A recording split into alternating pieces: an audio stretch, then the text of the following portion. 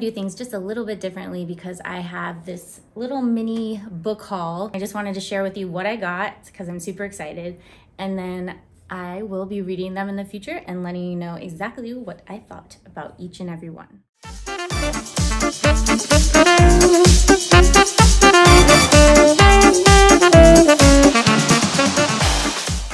I'm sure if you're an avid book reader, you have seen this around, you've already read it, you've heard about it. It's getting quite a bit of attention out there. Up until now, Nora sees life has been full of misery and regret. Sounds like, you know, some people I know out there. The books in the Midnight Library enable her to live her life if she had chose a different path. She gets to sort of do life differently. I don't know if this is in her imagination or like a fantasy, a little bit like the butterfly effect. Like if she chose this path, would her life turn out differently? Her good things, so I hope it lives up to everything I've heard about. Let's do the next one.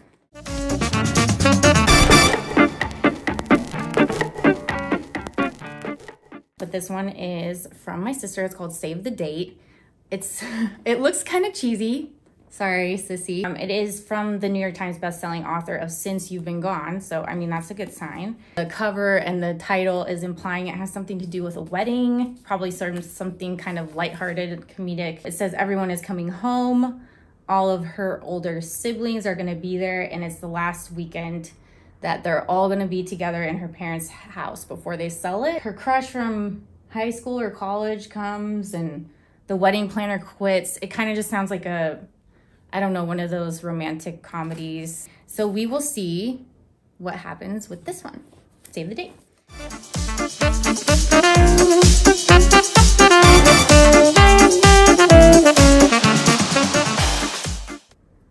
Ariadne. I actually looked up the pronunciation and I don't remember. I'm so bad at pronouncing, you guys. I can spell relatively decently, but pronouncing things is my like bad problem, whatever you call it. Anyways, doesn't matter, you get it. I love books about mythology. I particularly like it like when they take mythology, which as we all know is like an ancient story, and they sort of just like breathe new life into it. It's really fun how a lot of writers are taking on that challenge, kind of tweaking it or just doing it from a modern-esque perspective. Wow, this wine is already getting too much. If you're not familiar, I believe she is the sister of the Minotaur, so the monster that lives below the castle. Beneath her golden palace echoes the ever-present hoofbeats of her brother, the Minotaur, a monster who demands blood sacrifice. Sounds very dramatic. Probably a tragedy, but you know, beautifully written, I'm sure. So.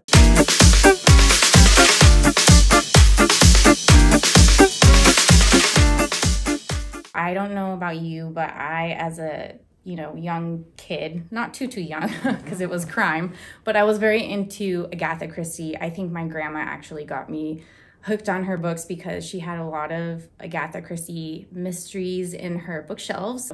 This book is actually kind of not fully based on a true story, but it's about Agatha Christie and the true story of how she went missing for, I think, 11 days. Yeah, 11 days. So she actually did go missing, the crime author, Agatha Christie. This is written by Benedict, and she gives her perspective on what could have happened in those 11 days when Agatha Christie went missing, because no one ever really like got to hear what happened, because Agatha Christie herself never really could explain where she went for those 11 days.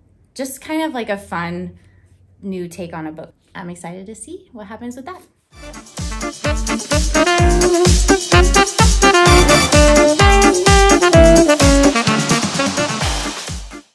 Last but not least, we have The Second Home.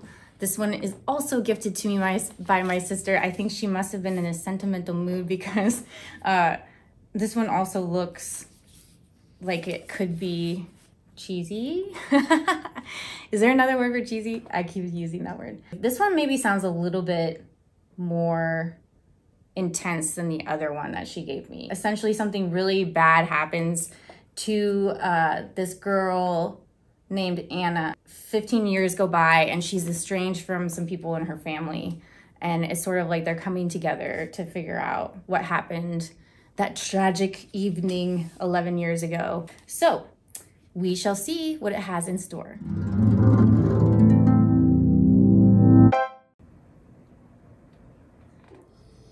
Yes, I couldn't resist. I mean, it's too perfect.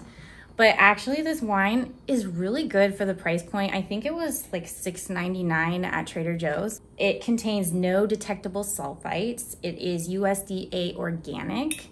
So if you're someone who gets sometimes like a mild headache from drinking wine, I've noticed that a lot of times if you go for organic wine, that typically like you can avoid that headache. So that's pretty cool. I think this wine, it's not like mind blowing, but I think again for the price and just like the adorable label and the fact that it's the name of my channel basically, I really enjoyed it. It's an easy drinking wine. It's pretty light. It is a blend. It's a red blend. What I thought was so cool about also pairing it with my book haul is we are doing a blend of books and red blend of wine. So it's perfect if you are looking to pair this wine with food. I would suggest, I don't know, something almost like chicken wings. I know that sounds really weird. Even like a barbecue glazed salmon would be really good. I'm getting like a lot of blackberry, a little hint of vanilla. Again, it's still definitely like a lighter wine. It's not as light as a Pinot Noir, but it's pretty easy to drink if I don't say so myself. That concludes the little mini book haul.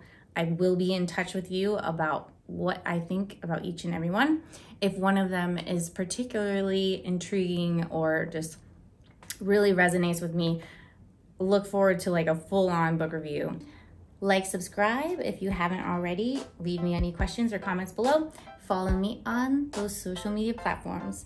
Much appreciate, and I'll see you in the next video.